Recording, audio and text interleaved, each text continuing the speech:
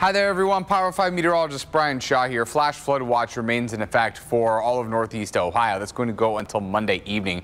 Widespread rain showers moving through the area. They are going to pick up their intensity. They are going to be a little bit heavier for us for the overnight and into the early part of tomorrow. This is at 10 a.m. Still dealing with some pretty consistent rain showers.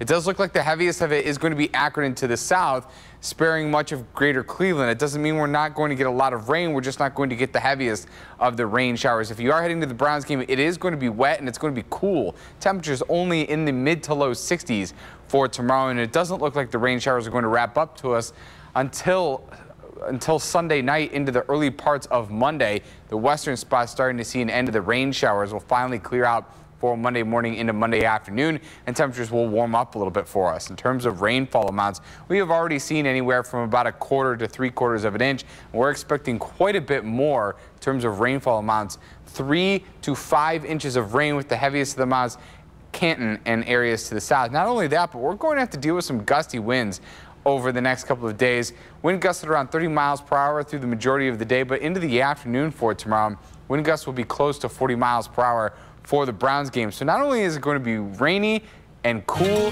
it's just going to be kind of raw out there. Temperatures are going to be in the low 70s on Monday with those early rain showers, drying out for Tuesday, finally warming back up for the middle and end of the week. We could have a few rain showers for Friday, drying out for Saturday.